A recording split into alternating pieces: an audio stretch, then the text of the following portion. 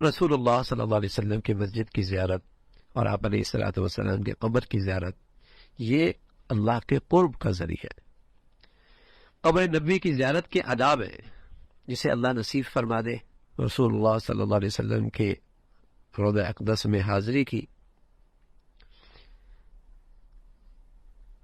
تو پہلے آپ مسجد نبوی کی زیارت کا عزم کریں، ارادہ کریں، پھر اس کے ساتھ قبر مبارک کی زیارت کی نیت کریں،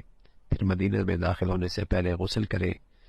صاف ستھرا کپڑے پہنے، اپنے دل میں مدینہ کی عظمت اور جو شرف اور جو اللہ نے اسے مقام بخشا ہے اس کا استحضار، اس کا دھیان کرے، بلکہ وہ فضائل پڑھ کے جائیں، وہ فضائل پڑھ کے جائیں، مدینہ کے فضائل، مدینہ کے بارے میں جو اللہ کے نبی صلی اللہ علیہ وسلم نے عظمت بتائی، شرف بتایا، وہ آپ کے دل و دماغ میں ہو، اور آپ سوچیں کہ آپ اس خطہ مبارک میں شریف لے کے جا رہے ہیں جسے اللہ نے اپنی مخلوق میں سے سب سے بہتر ہستی کے لیے جس کا انتخاب فرمایا۔ جب آپ مسجد نبوی میں داخل ہوں تو سب سے پہلے روزہ مبارک کا ارادہ کریں، قبر اور ممبر کے درمیان 2 رکعت تحیۃ المسجد ادا کریں۔ اس کے بعد جب آپ قبر مبارک سے قریب ہوں تو وہاں کھڑکیوں سے چمٹے نہیں، جالیوں سے چمٹے نہیں، یہ مناسب نہیں ہے، بلکہ قبر سے ذرا دور کھڑے ہو کر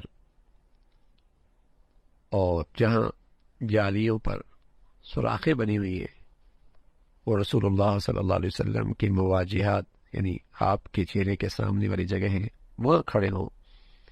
نظریں نیچے جھکا لیں، ہیبت میں، تعظیم میں نظریں جھکا لیں، پست آواز میں رسول اللہ صلی اللہ علیہ وسلم کو سلام کریں اور کہیں کہ میں گواہی دیتا ہوں کہ اللہ کے سوا کوئی معبود نہیں، اور گواہی دیتا ہوں کہ آپ محمد صلی اللہ علیہ وسلم اللہ کے بندے اور رسول ہیں۔ اے اللہ کے رسول، یا رسول اللہ، میں گواہی دیتا ہوں آپ نے اپنے رب کا پیغام پہنچا دیا، اپنی امت کی خیر خواہی کا حق ادا کر دیا، اور اپنے رب کے راستے کی طرف حکمت اور موعظہ حسنہ کے ساتھ دعوت دی، اور زندگی کے آخری لمحے تک اللہ کی عبادت کرتے رہے۔ ہزارہا درود السلام ہو اے رسول اللہ صلی اللہ علیہ وسلم، آپ پر، آپ کی اولاد پر، آپ کے اصحاب پر، جس طرح ہمارا رب چاہتا ہے۔ اے اللہ، آپ پر لاکھوں کروڑوں درود و سلام ہو، جیسے اللہ کو پسند ہے، اللہ چاہتا ہے، اس طرح آپ پر درود و سلام ہو۔ یہ حضور علیہ الصلوۃ والسلام کی قبر کے سامنے کھڑے ہو کر روضہ رسول کے سامنے اس انداز سے سلام کیا جائے۔ پھر قبلے کی طرف رخ کیجئے، تھوڑا سا آگے ہو جائیے، اور پھر اللہ سے دعا کیجئے، پھر دعا کیجئے اللہ سے۔ دعا ایک مناجات ہے، اور یہ اللہ کا حق ہے، یہ اللہ کا حق ہے، اس میں کسی کو شریک نہ کریں۔ اللہ رب العزت سے قبلہ رخ ہو کے دعا مانگے، خوب مانگے کہ اے اللہ یہ حاضری یہ قبول فرما لے، یہ حاضری قبول فرما لے، اور وہ دعا اس انداز سے کرے کہ اے اللہ تو نے فرمایا ہے نا، اور تیرے ہی ارشاد ہے کہ وَلَوْ أَنَّهُمْ ظَلَمُوا أَنفُسَهُمْ جَاءُوكَ فَاسْتَغْفَرُوا اللَّهَ وَاسْتَغْفَرَ لَهُمُ الرَّسُولُ لَوَجَدُوا اللَّهَ تَوَّابًا رَحِيمًا،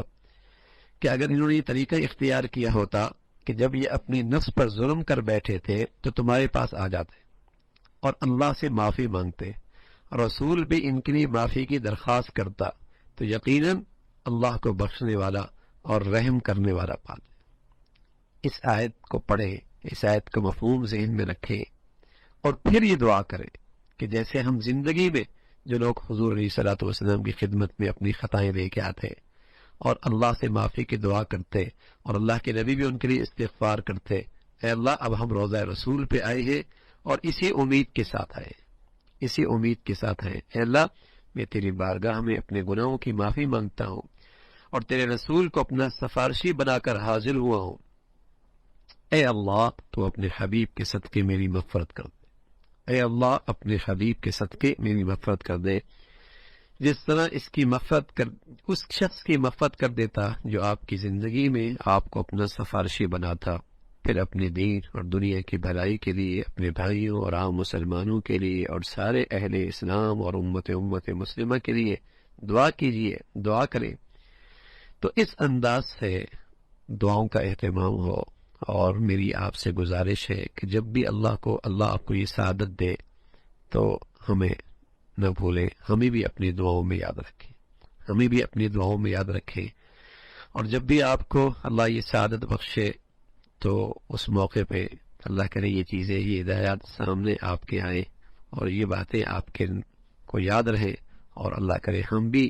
آپ کی دعاؤں میں شامل ہوں۔ تو اللہ رب العزت بھائی ہمیں اپنے نبی صلی اللہ علیہ وسلم کی اس سیرت کے تذکرے سے آپ علیہ الصلوۃ والسلام کی سچی محبت نصیب فرمائے، اور کل آپ کو، ہمیں سبھی کو آپ علیہ الصلوۃ والسلام کی سفارش نصیب ہو، حوض کوثر پہ پانی نصیب ہو، اور رسول اللہ صلی اللہ علیہ وسلم کا جنت میں قرب اور آپ علیہ الصلوۃ والسلام کی رفاقت نصیب ہو۔